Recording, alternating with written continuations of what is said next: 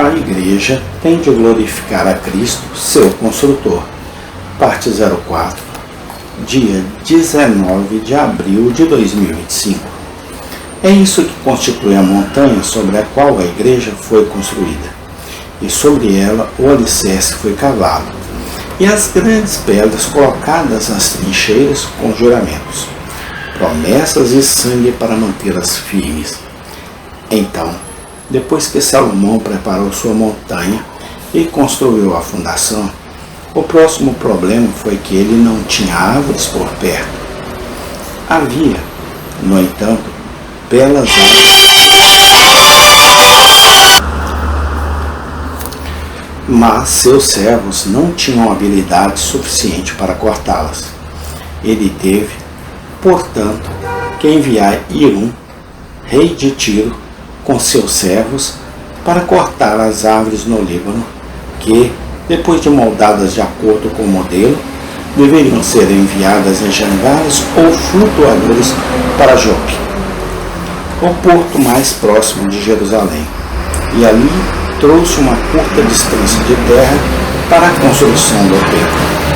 Ele teve que fazer o mesmo com as pedras da pedreira, pois as diferentes pedras necessárias para a construção tiveram que ser cortadas da pedreira pelos servos de Hiram, auxiliados por alguns do povo de Salomão que tinha habilidade inferior e, portanto, foram encarregados das partes mais trabalhosas e difíceis do trabalho. O mesmo fato que você notará se ler a história da construção do Templo de Salomão ocorreu com relação à fabricação dos vasos da casa. Disse que Hiram os lançou e Salomão encontrou o ouro, e os moldes foram feitos da grande planície, e Salomão os fundiu ali, tendo Hiram como seu projetista-chefe e diretor. Mas aqui Salomão falha em ser um tipo de Cristo. Cristo constrói o próprio templo. Lá os cedros do Líbano que o Senhor plantou, mas eles não estão prontos para a construção. Eles não são cortados, nem moldados, nem transformados naquelas tábuas de cedro, cuja beleza odorífera alegrará os átrios do Senhor no paraíso. Não. Jesus Cristo deve cortá-los com o machado da convicção. Ele deve cortá-los com a grande serra de sua lei. Ele deve aplainá-los e poli-los com seu santo evangelho. E quando ele os tiver feito aptos para serem colunas na casa do Senhor, então eles serão levados através do mar para o céu. Então eles serão colocados em seu templo para sempre. Nenhum Hiram é necessário. O machado está em sua mão. O avião está em sua mão também. Ele entende bem esse negócio. Ele não era um carpinteiro na terra? E espiritualmente, ele será o mesmo para a sua igreja para todo sempre. É o mesmo com as pedras do templo.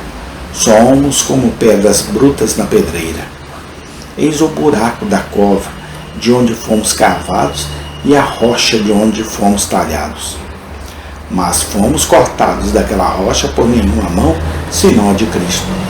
Ele levantou a semente de Abraão das pedras da cova. Foi seu próprio martelo que quebrou a rocha em pedaços, e seu próprio braço de força que empunhou o martelo, quando ele nos arremessou da rocha de nosso pecado. Embora cada um de nós esteja sendo polido para que possamos estar prontos para o tempo, não há nada que polir, senão Cristo. As aflições não podem nos santificar, exceto quando são usadas por Cristo como seu martelo e seu cinzel. Assim, você percebe que aqui Jesus Cristo supera Salomão, pois ele fornece todos os materiais. Ele mesmo os corta. Ele os molda primeiro e depois, durante a vida, os pole, até que os prepare para transportá-los para a colina de Deus, onde seu templo será construído. Eu estava pensando, que figura bonita era aquela flutuando nas árvores do Líbano, depois de serem cortadas em tábuas e preparadas para serem fixadas como pilares do templo. Que belo emblema da morte!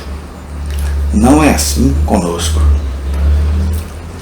Aqui crescemos e, por fim, somos cortados e preparados para nos tornarmos os pilares do templo. Atravessamos a corrente da morte.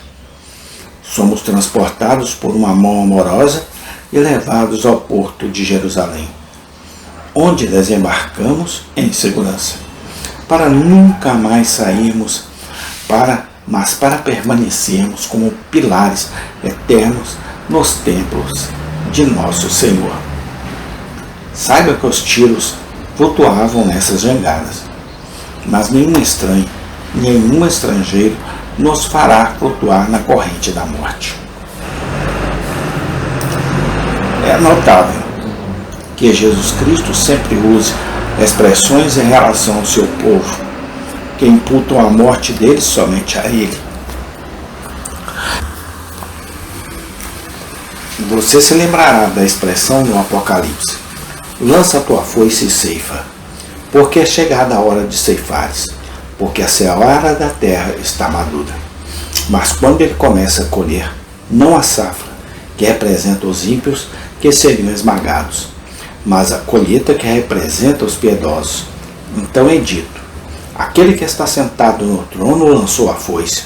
Ele não deixou isso para seus anjos, ele fez isso sozinho. E assim, como o trazer dessas pranchas e mover essas pedras? Eu digo que nenhum rei de Tiro e Sidom fará isso. Jesus Cristo, que é a morte da morte, é a destruição do inferno. Ele mesmo nos pilotará através do riacho e nos levará salvo ao lado de Canaã. Ele edificará o templo do Senhor. Bem depois que essas coisas foram trazidas, Salomão teve que empregar muitos milhares de trabalhadores para colocá-las em seus devidos lugares. Você sabe que no templo de Salomão não se ouvia nenhum som de martelo, pois as pedras eram preparadas nas pedreiras e trazidas todas moldadas e marcadas, para que os pedreiros pudessem saber o local exato em que deveriam ser colocadas, de modo que nenhum som de ferro era necessário. Todas as pranchas e madeiras foram levadas para seus devidos lugares, e todas as travas com as quais seriam unidas foram preparadas, para que não houvesse sequer a gravação de um prego. Tudo estava pronto de antemão. E o mesmo conosco.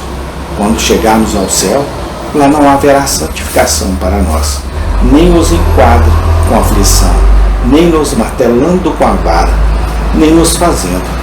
Devemos nos encontrar aqui, e bendito seja o seu nome, todos que Cristo fará de antemão. Quando chegarmos lá, não precisaremos de anjos para colocar este membro da igreja em um lugar e aquele membro em outro. Amém. Tem continuação. Obrigado a Deus por todo o teu amor demonstrado por nós, no nome do Senhor Jesus Cristo. Amém e amém.